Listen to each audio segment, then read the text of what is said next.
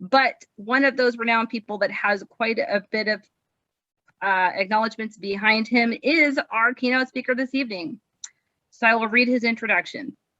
Lance Miller is an award-winning speaker and trainer. He has delivered over 5,000 speeches in over 60 countries, and he is Toastmasters 2005 World Champion of Public Speaking.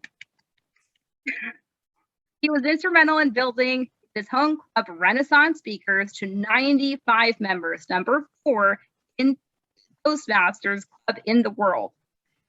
And he has worked with over 80 districts around the world, helping Toastmasters win with Toastmasters. He is the founder of the World Champion Speaker Summit, where he shares the path and experience from 30 world champions of public speaking. Outside of Toastmasters, Lance is the CEO of TerraX, providing sustainable technologies to agriculture, commercial, and industrial markets. He also has an impressive life of adventures, including climbing mountains, sailing across oceans, flying planes, rafting wild rivers, and scuba diving around the world. With his talk, Toastmasters, an internship for success, please join me in welcoming Lance Miller. Thank you, Serena, and thank you, District 100. I often look at where my life would be had I not gotten into Toastmasters, because it's had such a dramatic effect on the skills that I am able to take into life every day and apply. And one of the things I just really want to drive home today is that being in Toastmasters is not about being a great Toastmaster. And there's a lot of people that I run into that, especially being a world champion, I'm all around the world, they come up and they go, how many clubs do you belong to? Like, I'm a world champion, so I belong to 25 clubs now. I said, I belong to one club, okay? And the skills I got, I do a lot of things outside of Toastmasters, but if you look at my life path enhanced tremendously based on the skills I was learning in Toastmasters and where I was able to actually perfect them. And that's what I really want to focus on with you today with your clubs. To give you a little bit of a backstory, when I was a kid, my family had a milk and ice cream business, and starting at about 13 years old, I was required to put crews together on Saturday and unload trucks and be backed up. We'd have these little warehouses around town, like an old church, an old building my family had bought, and they'd have a truck back up to it. And I go open up the doors of the warehouse, and it would be completely a mess. And there was no room to unload the truck into the warehouse. And when I first started that, I would walk back down to the plant and find the supervisor and come back, and then he'd push things around. He'd help us figure out where to put the stuff, then we'd unload it. Well, after doing that, I don't know, a half a dozen times, I remember we opened the door one time and I went, not again. And I went, I don't want to walk back down. It's going to take an hour to get somebody back down here and do this. I go, let's figure this out for ourselves. And we started figuring out how to organize this mess that was in there, and so I could unload the truck into the warehouse. And that to me is really the hallmark of what I see with Toastmasters. And the key I want to say there is that I made that decision to figure it out for myself on how to make it work. I wasn't looking to go get a supervisor who was a more senior authority to come tell me how to unload the truck and clean up the warehouse. I said, look, we can do this. And when I started, it was a little awkward, but after a while, I got really good at cleaning out warehouses. Another show that I love that I watch, I think it was called Chopped. If you remember, it was one of the cooking shows, and they would give the chef a basket, and they'd all be sitting there with their baskets. They'd open the basket up and they pull out like sardines, pull out some granola, they pull out some cranberry juice, and they pull out some mayonnaise, and they say, make a meal. And they had to figure out how to take those components and make a meal. And the whole idea, again, is figuring it out and using your talents on how you can take the elements that you have available and make it successful. One of the things that we all deal with in life, and I dealt with this, I probably dealt with it less than a lot of people based on the environment I grew up with, but it was a predominant area of my life or an aspect of my life was that, when we're kids and we're young, we have a tremendous amount of creativity. And as anybody who was a kid, and I think there's probably a couple on the call that were, or anybody that has children know that children will just speak, they say what they want to say, and that they will have all this crazy energy, and they'll find a box and a stick, and they'll be happy playing with the box and the stick all day because their creativity is on fully activated. But what happens to us is we have these big people in our lives called authorities. Starts with our parents, and they tell us when to talk and how we should act. And at some point we start making a decision, and this happened to me, where I got ready to do something. I looked at my mom and dad and I said, what would they do or say if I did that? And then that started to determine my actions based on the reactions that the big people would have. And at that point, I started giving up a certain amount of my creativity, a certain amount of my ability to figure things out for myself, because I learned that life was a lot less painful if I did what the big people said. Then I went to this thing called school. And I think some of the people on the call went to school. And what I learned in school was to sit in the seat at the right time and to not speak unless I was spoken to. And I had a really hard time with that. And I learned how to how to study things other people figured out. But at no point in my 16 years of education did anybody say, stand up and say an original thought, or did they say, figure it out for yourself and tell me what you got. The whole purpose of education was to figure out what other people had figured out. And we learned if we did what the authorities said, we got to go to the next grade, we got to succeed. Then I got a job and they said, here's your desk, sit here, don't rock the boat. And if we like you, someday we'll promote you. And at that point, I'd pretty much turned over my future creativity, what I wanted to create, to the authorities that were my bosses. And I'd had 25 good years of indoctrination into listening to the big people in my life. Now, one of the things I've experienced at Toastmasters, I went through this transition, and I see other people go through the same thing. And I see a lot of Toastmasters get stuck. Toastmaster clubs get stuck because it's like that school where we show up at the right time and sit in the seat at the right time. And we expect the club to succeed. We expect the club to go. And the truth of the matter is the club will not go unless we make it go. There is no higher authority in Toastmasters other than those of us in the club. There is Toastmasters International, but Toastmasters International does not come and run your club. Toastmasters International gives you the tools to run your club. It's a little bit like going to Home Depot and buying a hammer and nails and lumber. Home Depot doesn't come build your house. And you'd think somebody was pretty stupid if they're sitting in their front yard with a big pile of lumber and you drove by and you go, Joe, what are you doing? He says, I'm waiting for Home Depot to come build my garage. You got to swing the hammer yourself. And Toastmasters is such a great environment for all of us to reignite that creativity and reignite that ability to take control of our lives and start to develop the soft skills that we need to survive in life. And it's a safe, it needs to be, it should be in your club. It should be a fun, friendly, safe environment to make mistakes. The way the Toastmasters Club, the program primarily works, and I'm going to juxtapose this first with you go into most organizations, they're wanting to hire someone with a certain amount of experience, a certain amount of competence, so that you put you on a position and they know you're going to do that job well. In Toastmasters, we bring people in that are loaded with incompetencies, myself included. And what we do is we get put in a position where we're completely incompetent. And they say, do it. And here's how bad this is. This whole authority aspect in life and the incompetencies, we're asked to give a 4 to 6 minute speech about ourselves and we pass out. That's how bad it can be. But you see people come into Toastmasters and they're just a nervous shell to actually say what they think because their whole life they've been told to sit there and be quiet. Or they've been laughed at when they communicate, or when they did come up with ideas to try to do something, they were shut down by somebody who had more authority. And what happens is we wind up shutting down our own abilities, waiting for someone to tell us what to do.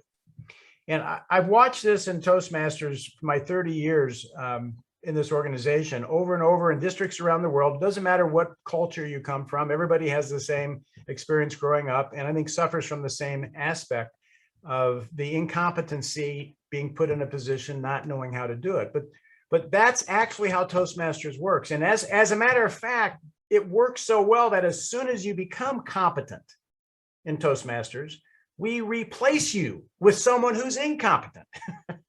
And if you've ever been president of your club, or you're doing well, about the time you're at the end of your year, you're just getting the handle on this thing. You're figuring out how to run the meetings, and you're figuring out how to make it work. Good, time's up. Put somebody else in the position that doesn't know what they're doing. And that goes all the way up to district director. Most district directors that come in don't really know how to be a district director, but after the end of the year, they finally sort of got it worked out, and now it's time to turn it over to somebody else. So what we realize, we're in an environment that turns incompetencies into competencies by putting people in the position. And a large part of that is giving them the space and giving them the freedom to figure it out for themselves. And one of the things that I went through was I really started to realize, and like I said, I had less of this because I was doing a lot in my life, but when it came to the business environment, it came to working in organizations, I had been smacked around quite a bit at the time because I actually didn't sit there and was quiet most of the time. I was usually standing up and saying something, and the big people didn't like that. But when I came into Toastmasters, it gave me a place where I could really start working on my competency skills and working with other people. There's 4 main areas of development that we have in Toastmasters. The first one is communication. And that is both public speak, that's both prepared speeches, and it's table topics. I have probably gained as much from being able to answer an unexpected question in life as I have from being able to do prepared speeches. The second area of development we have is in being an effective coach. In my club, we call it coaching. We don't call it speech evaluation. We call it, the whole idea is to bring more competency to another individual. That is a huge skill. Is my 10 minutes up already? I got a red card. Is it been 10 minutes? Okay. Well, I'm gonna wrap this in 2 minutes then. Okay. Okay. The second area is the second area is learning how to be an effective coach and an effective building competency in other people. That's an incredibly important skill out in life. The third area is effective meeting management. We learn how to run meetings. And we do that starting as Table Topics Master, and then General Evaluator, and then Toastmaster. And the fourth area is the development of leadership and learning how to work on a team as a leader. The important thing is that we put our members in that environment and let them be enhanced by it. We have a lot of stuff going on in Toastmasters right now between COVID and between the new Pathways program that's thrown a wrench in the system. Okay, but what's important in our clubs is we create a fun-friendly environment that people come in and improve their lives. And that's where our focus needs to be, is to get them to do the program. It doesn't matter so much they do the speech exactly as outlined in the program as that they do the speech. Okay, it doesn't matter. It's the fact that we do it, and that's where the gain comes from. And so that's what my encouragement is to you tonight, is to go back to your clubs and get your members winning just by doing the program and not focusing so much on this letter of the project or the letter of what's going on. Just get people to do the program and they'll start winning and their lives will start being enhanced. Over to you, Serena. Thank you very much, Lance.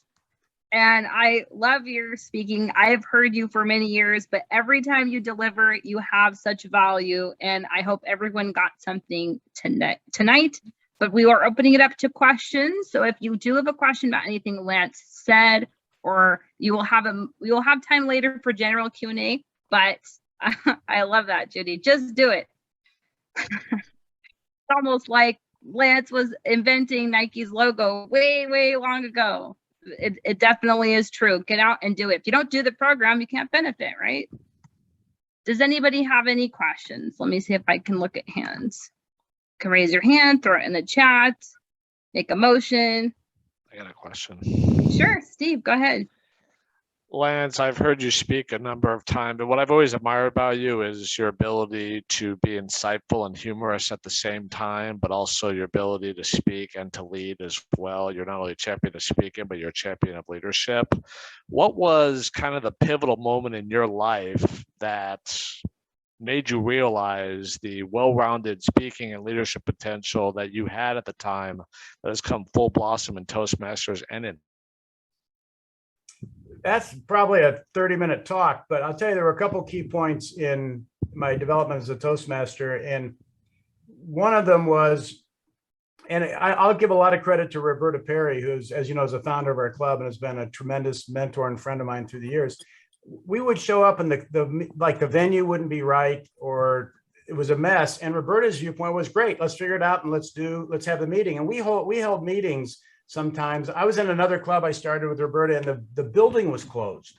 We showed up and we held the meetings on the front steps of the building that day. And the whole idea that you can still make it go right no matter what happens. The other thing I would just say is that the leadership and communication go hand in hand. It's hard to lead. It's impossible to lead without communicating. It's hard to communicate without leading. Because as soon as you start communicating, you start affecting people's thoughts and directions and motivations. And to bring both those together under building our club, there's a whole story about what happened when we built our club. But it was really that idea of, we decided to be a top 10 club. And then we were working towards that, and that brought both the leadership. It gave us a specific goal we were going for. And when we started, we were like 7,000th in the world. It wasn't like we were close. It took 5 years to get there, but we figured it out for ourselves. And that really brought both those leadership and communication points together. I don't know what I put it. Please mute yourself, guys. Thank you, Lance. That's great stuff. Great question. Like I said, that's an hour talk by itself, but to try to give you some key points there. I have no doubt. I think that's a good point in that you have to make the decision. I think that's the big takeaway for that. You have to make the decision that you're going to do this no matter what, and eventually it will happen. Some days it may take a long time, may take a short amount of time, but once you make the decision, it's going to happen, because that's how it starts. I did a great deal of insight from you, Lance. Thank you. Good point, Stephen. So, I didn't do that good, guys. I'm sure there's got to be some other questions here. Anybody else have a question? Or I just got want a to share? question. Oh, Judy, go ahead. So Lance, what would be your biggest suggestion for those of us as we finally learn our job as VPE or VPM? What would you say the best thing to do to help the transition so the next person coming in doesn't have that big a learning curve? I'll tell you one of the things we did in my club, because clubs get a roller coaster effect where one group comes in, they're doing really well, and the next executive team comes in and they go, oh, everything's going great. And then they drop out all the successful actions that the previous team was doing. And again, I'm just going to, Toastmasters is a microcosm of life. That happens in life. And you learn that you have to record and put a system in place on how you do things. And that system has to be something you can transfer to the next person. Anybody who's been in a growing company or wants to be in a growing company, you're going to have to learn those skills that you can turn we call it our hat over to somebody else so that they can do the job as well as you did. Otherwise, you're going to get called back down, or the organization is going to suffer from it. And one of the things we did in my club is we have pretty specific, we'll say, administrative programs we developed ourselves on how to do that. The other thing is a lot of communication, making sure the person's winning. And if they get hung up or stuck, there's so much that happens in Toastmasters that doesn't deal with the actual administrative science. It deals with the emotional level of the person. That person's going up and down on a roller coaster. And you have to basically let people know it's okay to mess up. You still love them. You care about them. They're an important individual. And you really appreciate them being on your executive team. And if they're hung up, let's figure out how to get the thing fixed. And then they start winning on their position and really starting to own their position. And as I said, what's happened so much in life is we've taken positions and we had some boss or somebody over the top of us that never really let us own what we were doing. They were coming in micromanaging us all the time. And Toastmasters gives us an opportunity to sort of get our feet on the ground and learn what it really means to be a team member. But that point of putting some sort of a system together that works and then being able to hand that to the next person is critical in maintaining club growth. Very well said, Lance. Definitely important planning, organizing. Any other questions, thoughts, something you got from this talk? I got a question for Lance. So Lance, Sure. you mentioned that you shouldn't let the authorities or people in power or institutions like school stifle your creativity, but often the people in power, like say your boss, helps you pay the bills. So there is a responsibility for you to listen to them, not rock the boat, as you said. How do you make that jump from, oh yes, I have to do what my boss tells me, to say, this is what I really want to do? Because without that support, especially financially, it's a hard leap to make. How do you go about making that leap?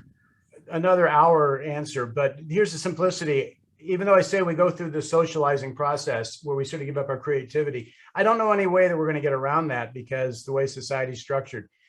One of the things that I would say is by getting involved in a program like Toastmasters, getting involved in an area where you can start to discover your strengths so you can take those back to work. And a key component of that, Darren, is your ability to communicate and your ability to receive communication. And probably one of the biggest things I learned to do in Toastmasters, two big wins I had in Toastmasters. One was learning how to lose. And that's not something they say, Toastmasters, come learn how to lose. You know, I competed for 13 years in Toastmasters, and I lost more speech contests than I ever won. And that used to just tear at me because I lost a contest, but I learned how to lose and how to take the silver lining from the losing. The other thing I really learned was how to receive bad feedback, because there's a lot of bad coaches in Toastmasters. And I used to just, I'd have like, I get a bad speech evaluation and I would just be like, just, you know, and but here's the deal. That's what was going on with me in my life. If I received a bad speech, a bad evaluation at work, I was like, you know, and I started to realize I could take that and what are they saying? What are they trying to help me with? And I could start to get bad feedback. You want bad feedback? Try to be a world champion in public speaking. You know how many people gave me advice that was horrible? Okay, but I had to learn how to take that and take the good from it and move forward with it. And as I said, to me, Toastmasters, what we experience in Toastmasters, or at least for me, what I experienced in Toastmasters, I was experiencing in life. And Toastmasters gave me the environment to work out those rough edges that I had so that I could be more effective in life, so that someone could come in and tell me I was doing a bad job, or I would lose a contract and I wouldn't let it defeat me. I would come back, bounce back, and I would still do move the contract forward, still have the same energy. So if you have a boss that's coming in, you learn how to listen, you learn how to have good communication with them, so you don't give up your primary integrity, your creativity. You're learning how to be a team member and work together on a team, and realize that that individual is a human being just like you, highly flawed, trying to make something happen. And, you know, and they're doing the best they can. And they probably haven't been in Toastmasters. They don't know how to be a good coach. They don't know how to give good feedback. They learned the way everybody else did, which is downward pressure and invalidation and hit you harder to get you to work more. And I sort of learned to be hit and still smile, I guess is what I would say. But I can't overestimate and overstate that what I experienced in Toastmasters, I was experiencing in life, but Toastmasters gave me the safe incubator to go work those flaws out that I had, so I could still walk through life with my head held high and smile and be successful where I wanted to be and achieve the things I wanted, you know, because I learned how to do it in Toastmasters. And on this too, you know, I said it's an hour talk, but look, one of the greatest assets that Toastmasters has is that as an organization, we accept anybody in this organization.